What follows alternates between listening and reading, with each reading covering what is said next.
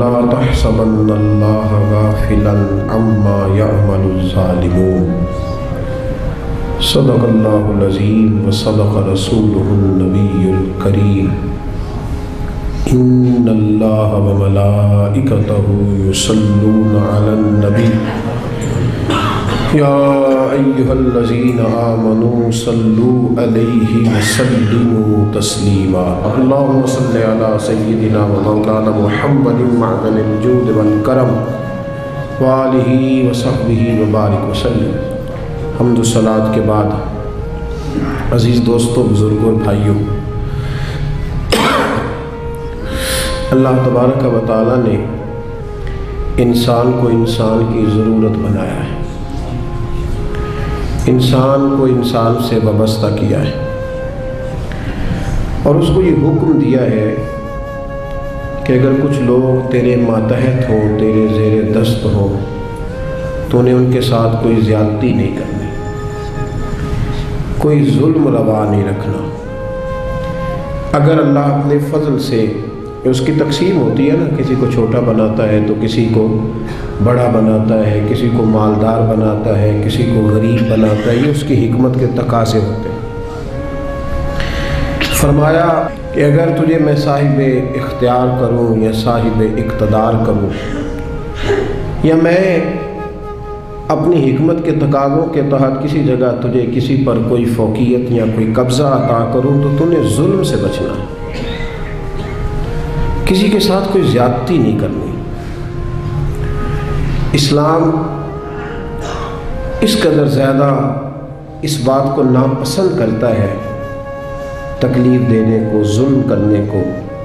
کہ نبی کریم علیہ السلام نے فرمایا کہ اگر تمہارے پاس کوئی شخص سویا ہوا ہو، تم نے اونچی آواز میں قرآن پاک کی تلاوت بھی نہیں کرنی، تم نے ذکر بھی اونچا نہیں کرنا،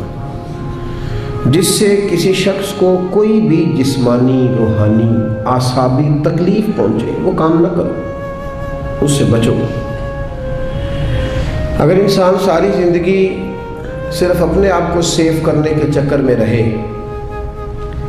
اور پھر یہ پروگرام بنا لے کہ اگر میں نرم پڑوں گا تو پھر میرا لوگوں پہ رعب کیسے قائم رہے گا، اگر میں تھوڑا سا ڈھل جاؤں گا تو لوگ تو اس کا ناجائز فائدہ اٹھائیں گے، تو بھئی لوگ تو اٹھائیں گے۔ نبی کریم صلی اللہ علیہ وسلم نے فرمایا، یہ جامع ترمذی میں موجود ہے، حضور علیہ السلام فرماتے ہیں مومن نرم دل ہوتا ہے، لیکن سامنے والا اسے بیوقوف سمجھ لیتا ہے، حالانکہ وہ نرم دل ہوتا ہے۔ لوگ سمجھتے ہیں کہ شاید اسے ساری باتوں کا پتہ، ساری خبر ہوتی ہے، وہ جان رہا ہوتا ہے، لیکن چونکہ اللہ نے نرم دل بنایا، اب وہ کیا کرے؟ میرے بھائی، کوشش کریں کہ سامنے والا اگر زیادتی پہ اتر آیا ہے تو پھر بھی آپ اس کے جواب میں کوئی زیادتی نہ کریں، اپنی زندگی میں کانٹے بونے سے بچیں۔ قرآن پاک میں اللہ تبارک و تعالیٰ نے سورہ ابراہیم کے اندر اس بات کو بیان فرمایا۔ دنیا میں لوگ ظلم ہوتا دیکھتے ہیں تو پھر ساتھ یہ کہتے ہیں کہ جی یہاں کچھ نہیں ہو سکتا، یہاں کیسے انصاف ہوگا، معاذ اللہ تعالیٰ، یہاں تو ہر فائل داخل دفتر ہو جاتی ہے، یہاں تو جس پر زیادتی ہوتی ہے وہ بیچارہ مظلوم رہتا ہے اور ظالم کا دفاع ہو جاتا ہے، ظالم بچ جاتے ہیں۔ تو اللہ تبارک و تعالیٰ نے ہمارے اس سارے سوالوں کا جواب مختصر جملوں میں ارشاد فرما دیا، مختصر جملوں میں فرمایا، وَلَا تَحْسَبَنَّ اللَّهَ غَافِلًا عَمَّا يَعْمَلُ الظَّالِمُونَ، فرمایا یہ سوچنا بھی نہ، یہ گمان بھی نہ کرنا کہ اللہ ظالموں کے کاموں سے بے خبر ہے، یہ گمان بھی نہ کرنا، سوچنا بھی نہ، تمہارے عاشیہ خیال میں بھی یہ بات نہ آئے کہ اللہ ظالموں کے کاموں سے، ہاں انما یؤخرہم، اللہ انہیں تھوڑی مہلت دے رہا ہے، لیوم تشخص فیہ الابصار، اس دن کے لیے جس دن آنکھیں کھلی کی کھلی رہ جائیں گی۔ اللہ انہیں مہلت دے رہا ہے، ڈھیل دے رہا ہے، ڈھیل کو ان کی آزادی نہ سمجھ لینا، اللہ کو تم نے گمان بھی نہیں کرنا۔ ذرا قرآن مجید کی آیت کی ترتیب دیکھیے، فرمایا یہ سوچنا بھی نہ کہ اللہ غافل ہے، اللہ تو ڈھیل دے رہا ہے، اور ڈھیل ہوتی ہے، ڈھیل میں بلکہ کئی دفعہ انسان زیادہ اپنے لیے آزمائش جمع کر لیتا ہے۔ ظالم جب ظلم کرتا ہے تو وہ بھول جاتا ہے شاید مجھ سے کوئی پوچھے گا نہیں، کوئی مجھ پہ سوال نہیں کرے گا، میں اب ظاہر ہے میں اب اقتدار میں ہوں، با اختیار ہوں۔